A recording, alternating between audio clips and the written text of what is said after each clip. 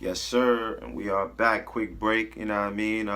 Right back to it. This the night run. So I don't know, man. Maybe I'm thinking about doing the morning and the nighttime, you feel me? Because I don't know. But let's see what we do. The double up is cool, you know what I mean? I'll call it out. Double up. If I miss a day, gotta double up, you know what I mean? Chapter 11, the mystery of sex transmutation. Y'all hear the kids? It's real out there, you know what I mean? They running around and shit, but let's go.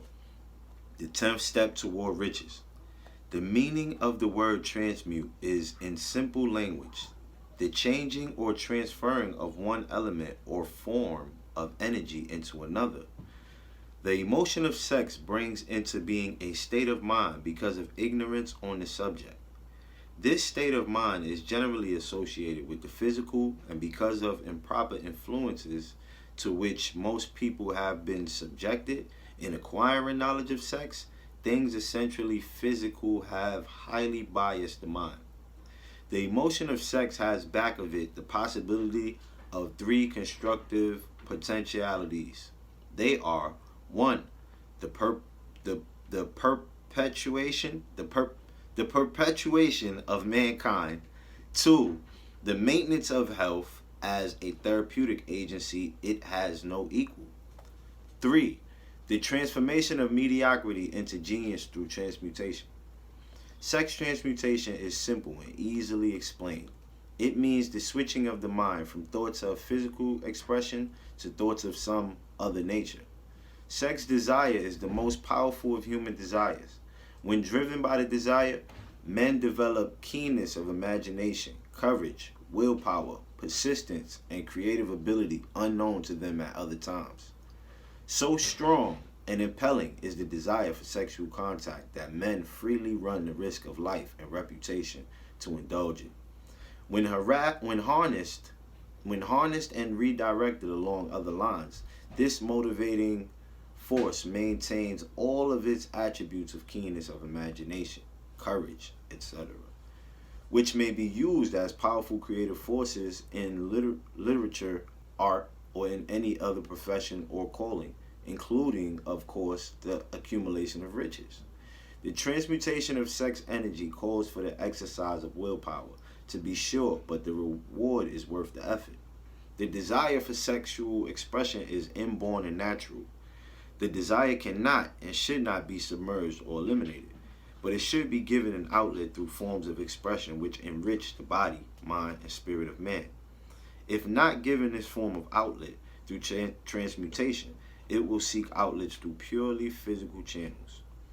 A river may be dammed and its water controlled for a time, but eventually it will force an outlet.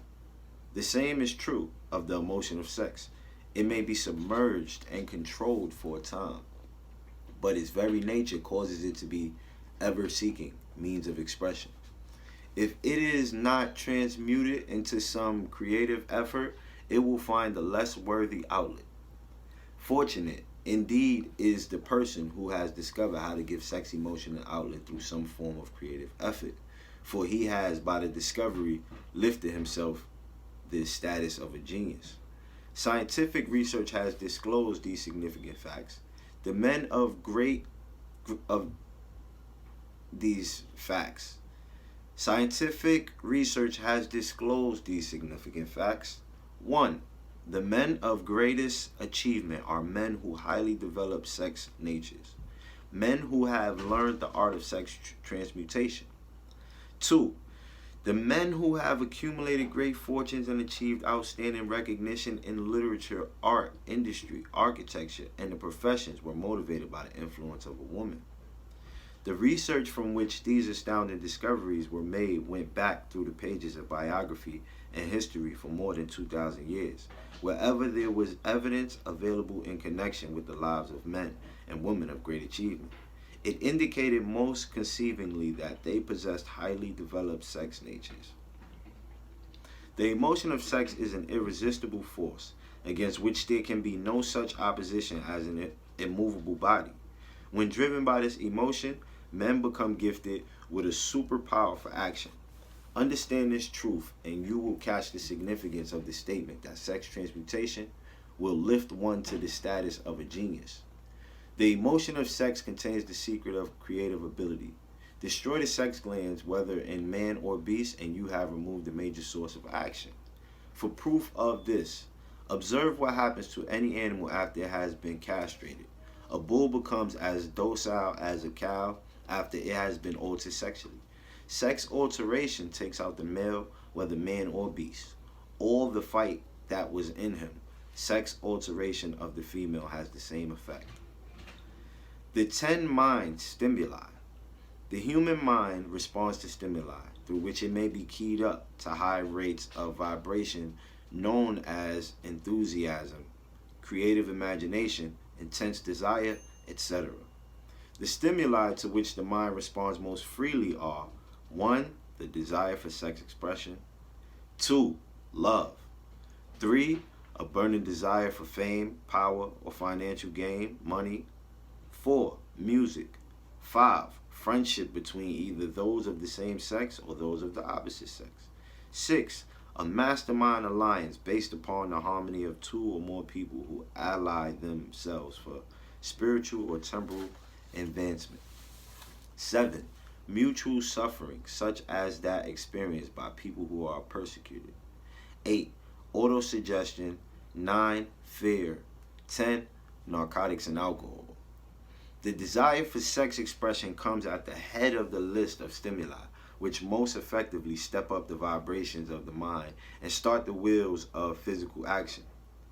8 of these stimuli are natural and constructive. 2 are destructive. The list is here presented for the purpose of enabling you to make a comparative study of the major sources of mind stimulation.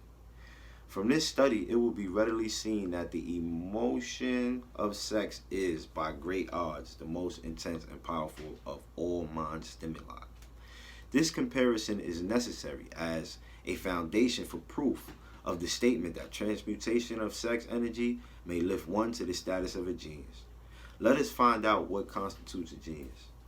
Some wiseacre has said that a genius is a man who wears long hair, eats queer food, lives alone, and serves as a target for the joke makers.